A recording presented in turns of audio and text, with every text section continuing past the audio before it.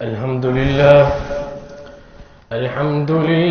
نحمده ونستعينه ونستغفره ونؤمن به ونتوكل عليه ونعوذ بالله من شرور أنفسنا ومن سيئات أعمالنا من يهده الله فلا مضل له ومن يضلله فلا هادي له ونشهد أن لا إله إلا الله وحده لا شريك له ونشهد أن سيدنا ومولانا محمدا عبده ورسوله أما بعد فأعوذ بالله من الشيطان الرجيم بسم الله الرحمن الرحيم وإذا سألك عبادي أني فإني قريب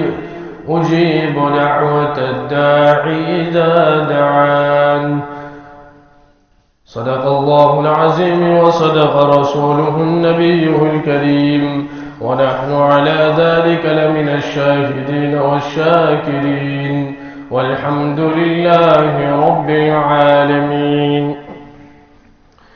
میرے ایمان والے بھائیوں، نبی کریم صلی اللہ علیہ وسلم کا ہم پر یہ ایک بہت ہی بڑا احسان ہے کہ آپ صلی اللہ علیہ وسلم نے ہمیں بہت ساری چیزیں سکھائی. ان میں سے ایک چیز یہ بھی ہے کہ اللہ کے نبی صلی اللہ علیہ وسلم نے ہمیں اللہ تعالی سے مانگنے کا طریقہ سکھایا.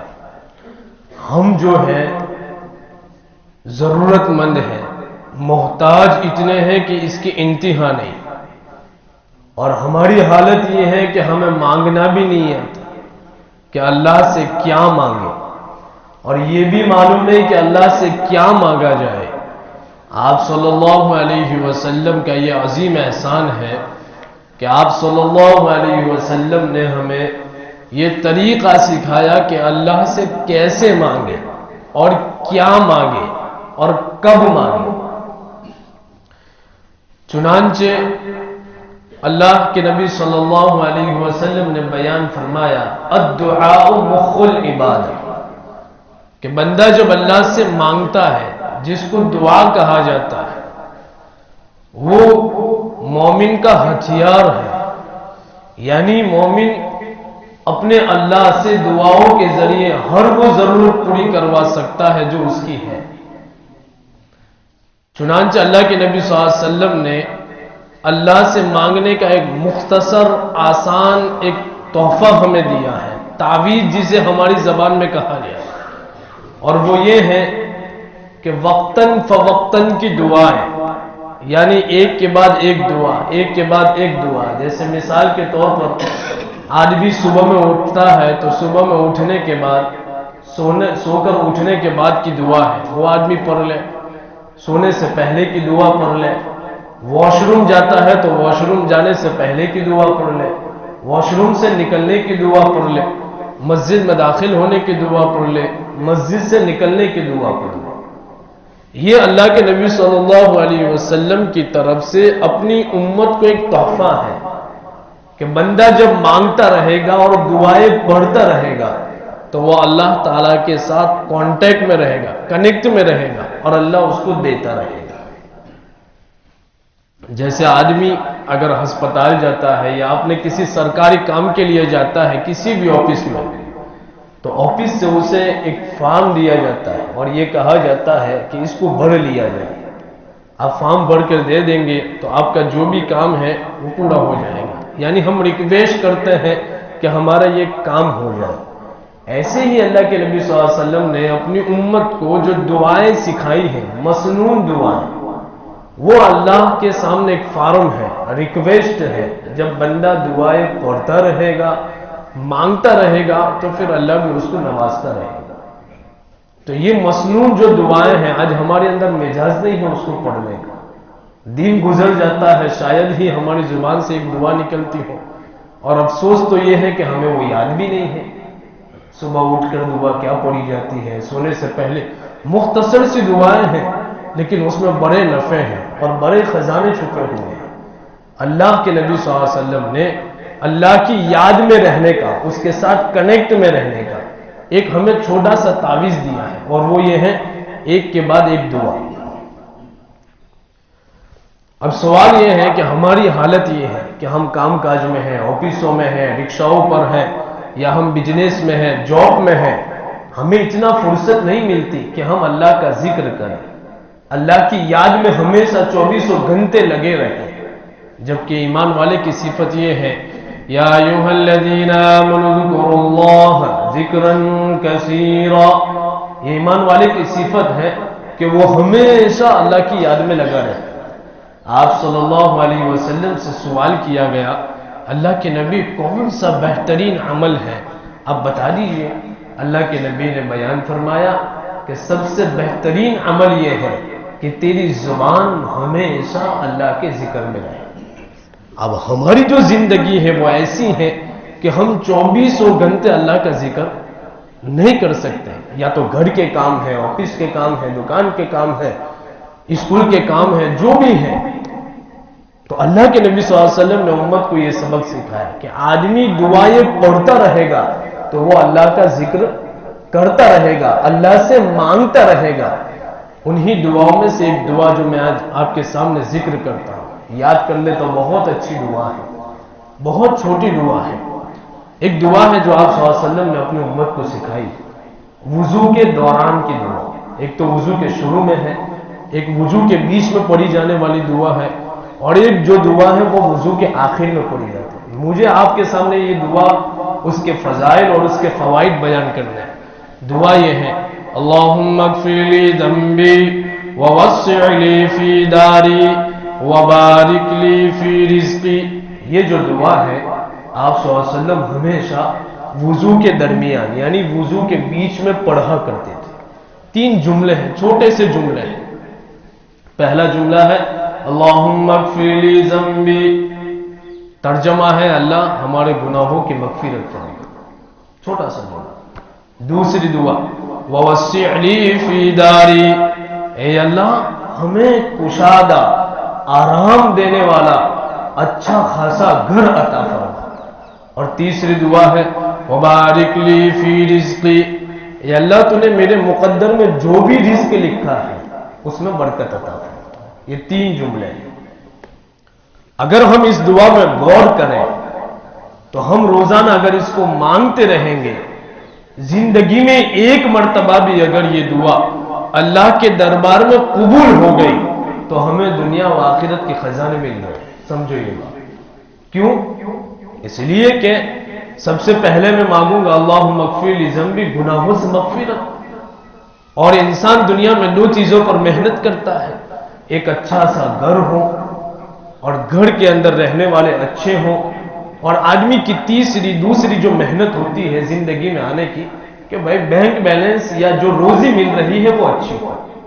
اب اس دعا میں یہ تینوں چیزیں ہیں، گناہوں سے مغفرت بھی ہے، کشادہ گھر بھی ہے، اور پھر برکت کی روزی بھی ہے۔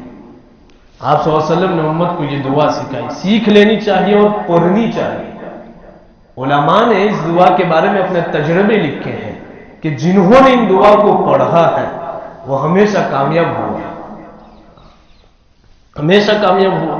پہلا جملہ جس کا مختصر معنی اور تشریح یہ ہے اللہم اغفر لی ذنبی، اے اللہ میرے گناہ کو معاف فرما دے۔ اب ایک گناہ تو وہ ہے کہ جس کو میں جانتا ہوں، مثال کے طور پر شراب مجھے معلوم ہے گناہ ہے، اب میں اس سے بچتا ہوں، لیکن بہت سارے گناہ ایسے ہیں کہ جس کا مجھے پتا نہیں ہے کہ یہ گناہ بھی ہے اور میں اس کو کر رہا ہوں۔ گناہ پتا نہیں ہے لیکن میں کر رہا ہوں اور وہ گناہ ہے۔ تو جب بندہ یہ دعا مانگے گا اللہم اغفر لی ذنبی تو اللہ اس کے گناہوں کو معاف کرے گا۔ اور دوسرا نقطہ، پوائنٹ کی بات جو محدثین نے لکھی ہے وہ یہ ہے کہ جب بندہ اللہم اغفر لی ذنبی کہتا ہے وضو کے دوران تو 2 باتیں ہیں۔ جب میں وضو کروں گا تو میرے چہرے کو دھوؤں گا، میرے ہاتھ کو دھوؤں گا، پیر کو دھوؤں گا، تو میں اپنے چہرے اور اپنے بدن کی صفائی کروں گا، تو ظاہر میں تو میری صفائی ہو گئی، دیکھنے میں تو میری صفائی ہو گئی، لیکن میرے دل کے اندر گندگی ہے، گناہ سے لٹ پٹ پڑا ہے میرا دل، گناہوں سے بڑا پڑا ہے میرا دل. تو اللہ یوں کہتا ہے کہ تو ظاہر کو تو صاف کر رہا ہے, تو یہ دعا پڑھ لے اللہم اغفر لی ذنبی, اس دعا کی بنیاد پر میں تیرے اندر کو بھی صاف کر دوں گا, تیرے اندر کو بھی صاف کرتا ہوں. اس دعا کے دو فائدے, ظاہر بھی صاف ہوگا اور اندر سے.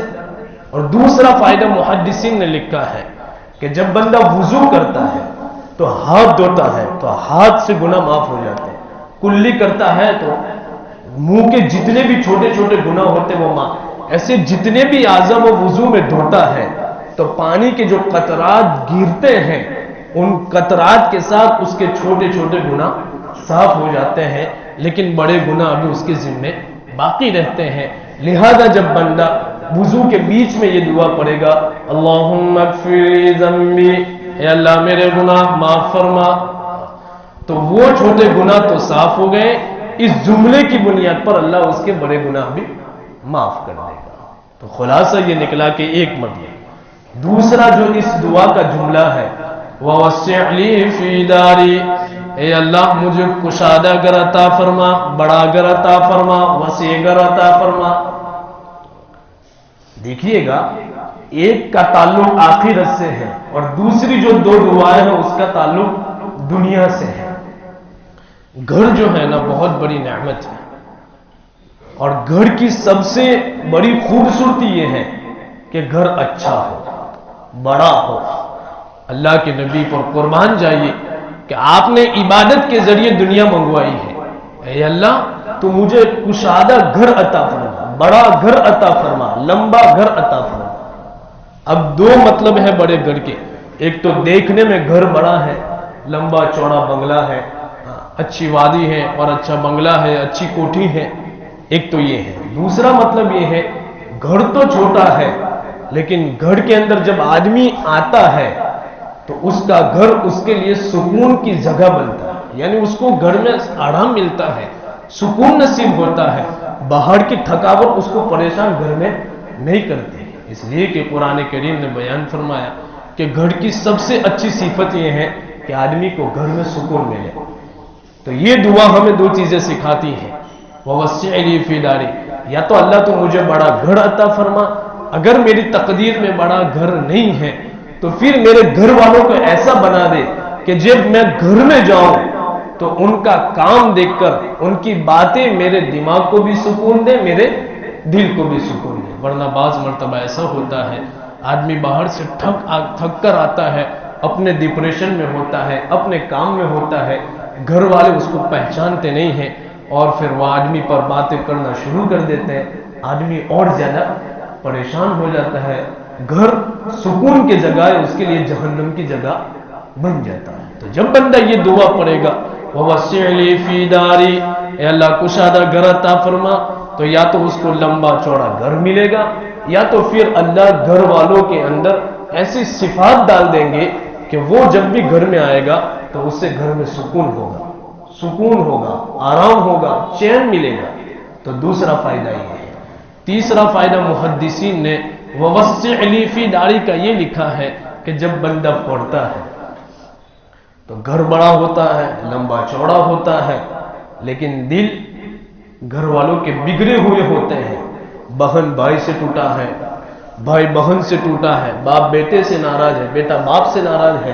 تو چوڑا تو بہت ہے گھر, لمبا تو بہت ہے, دنیا کی ساری چیزیں گھر میں موجود ہیں, لیکن اندر کا سکون نہیں, اندر کا سکون نہیں. تو کہاں جب بندہ یہ دعا پڑھے گا وَوَسِّعْ لِي فِي دَارِي, تو اللہ اس کے گھر والوں کے دلوں کو بھی ایک کر دے گا. اب مجھے بتائیے گا جب ہم وضو کریں گے, یہ دعا لمبی چوڑی ہے, ہم نہیں پڑھ سکتے, آرام سے پڑھ سکتے ہیں.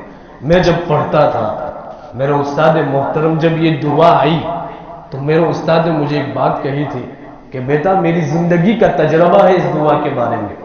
بروڈا جیسا شہر, بروڈا سے پڑھا ہوا ہوں میں, بروڈا جیسا شہر, سٹی کا ایریا, کہاں جب میری شادی ہوئی ایک کمرہ تھا میرے پاس. ان کو ان کے استاد نے یہ نصیحت کی تھی کہ جب بھی وضو کریں تو وضو کے بیچ میں یہ دعا پڑھتے رہنا. میرا استاد نے کہا 14 سال گزر گئے ہیں مجھے اس دعا کو پڑھتے ہوئے. آج اللہ نے اس دعا کی برکت سے اتنا بڑا گھر دیا ہے، آج بھی ہے ان کا پانی گیٹ میں، بڑودا میں ایک علاقہ ہے پانی گیٹ، وہاں ان کا گھر ہے، کہاں کہ 6 منزلہ گھر ہے آج میرا، اس دعا کی برکت وَوَسِّعْ فِي دَارِ، تو یہ دعا پڑھتے رہے۔ اور تیسرا جملہ ہے وَبَارِكْ لِي فِي رِزْقِي، اے اللہ تو نے میرے مقدر میں جو روزی رکھی ہے اس روزی میں برکت عطا فرما۔ ہمارے یہاں سب سے بڑا مسئلہ یہ ہے کہ جب بھی مولوی صاحب یا کوئی بھی اور روزی کی بات بولتے ہیں تو ہمارا سیدھا ذہن دوڑتا ہے بینک بیلنس کی طرف، یا ہمارے پاس جو پیسے ہیں اس کی طرف، یا ہمارا جو مال ہے اس کی طرف۔ یہ غلط ہے۔ شریعت نے رزق کو جو تعبیر کیا ہے وہ خالی مال نہیں ہے، وہ پیسہ نہیں ہے۔